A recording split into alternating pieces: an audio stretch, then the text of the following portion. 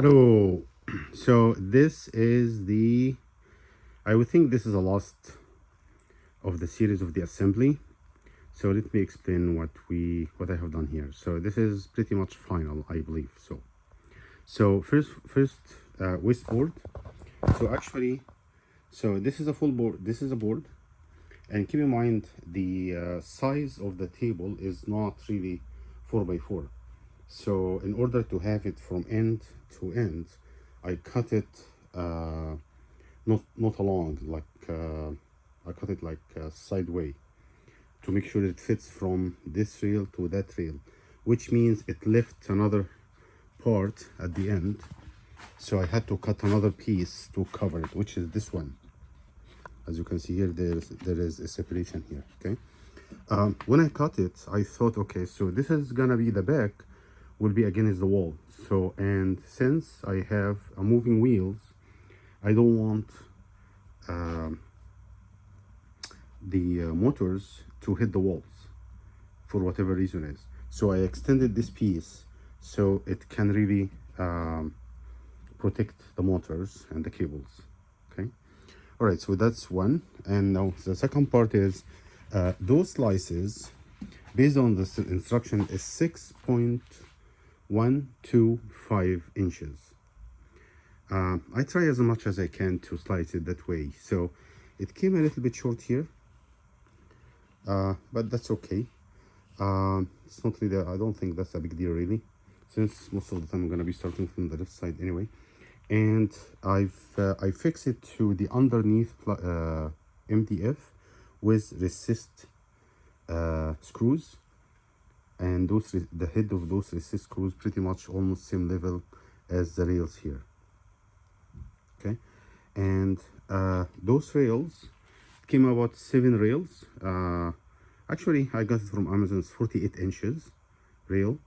I think the one that Science Lab sell about 36 inches, so it's 48 inches one piece. I might get an extra and just cut it and put the whatever left here. Yeah, that area is not yet done, but not a big deal anyway. I don't think I'm gonna go for long that big of a size at the beginning, so I can do it later. It's not really a big deal. So that's about that. So that by itself, I felt it little bit, it gave a little bit of stability to the table, because there is a gentleman sent me a question about the sturdiness of the table. So what I did here, actually, these are 4x4. Sorry, 2x4. So 2x4s, I put it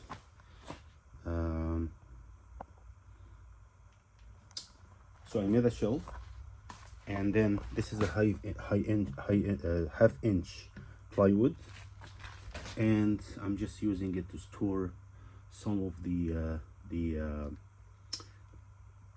boards. That's one.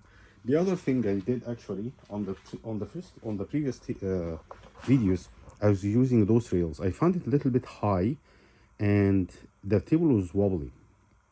So even though this one's supposed to be 2,200 pounds, but really, yeah, it's good. But with all the movement, I felt it's not gonna hold basically on that end of the table. See how it's, so basically I got those wheels. Well, from Amazon as well. This is supposed to be about 600 pounds. I'm not gonna be skating on that table. I'm just gonna move it slightly. I mean, so probably it will do it for now. And actually now the table became a little bit heavy, as you can see here, and became a little bit sturdy. Actually it became quite sturdy. The legs itself is good. All what it needs is really something to hold it from the underneath, so it stops the wobbling, which the 4x4 did it. And from here, the MDF actually hold it a little bit extra with the cross beam. Yeah, so that's about it. The other thing that I just wanted to mention, in the previous video I was talking about that error when it comes close from the from the sensors. So one sensor here, one at the end of this rail and one at the end of this rail. I found out what the issue is. I think I was putting it really far away. So first of all, keep in mind, this is the best practice really. That's what they said.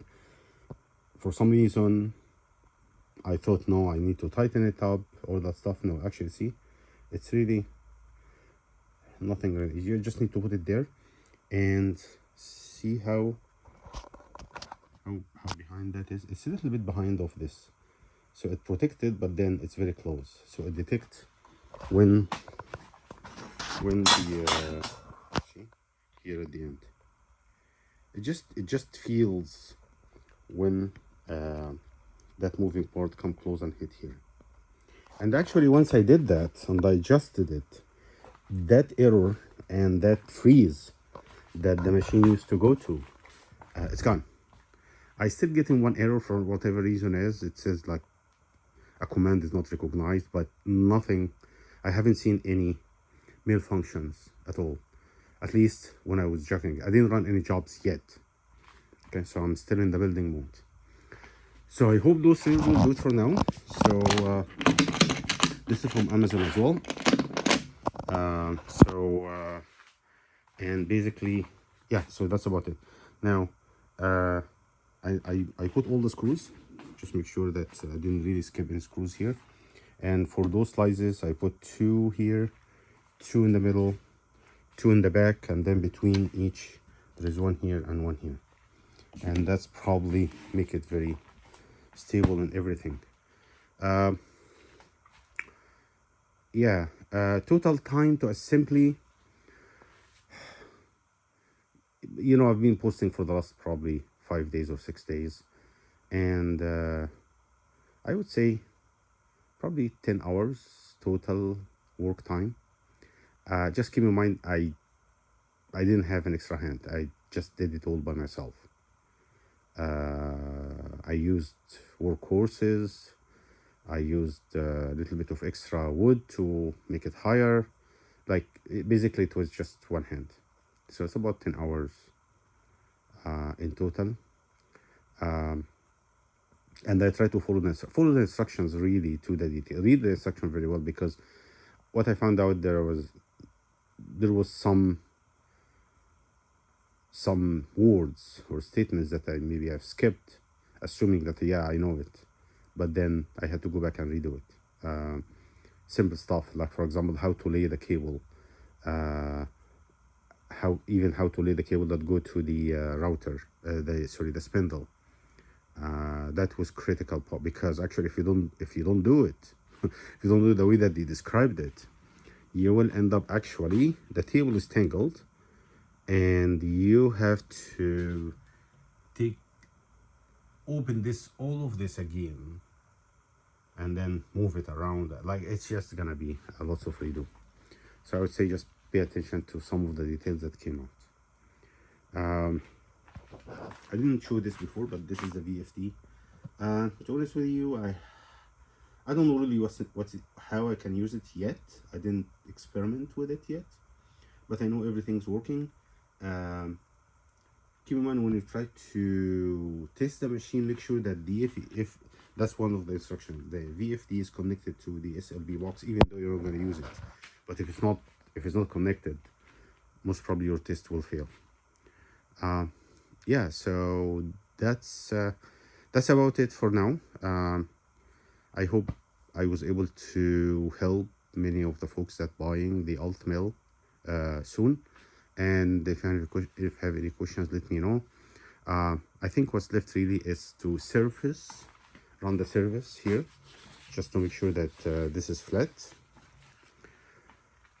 and run the first project.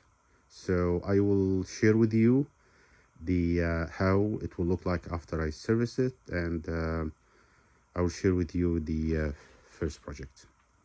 Thank you, and have a good day. Bye bye.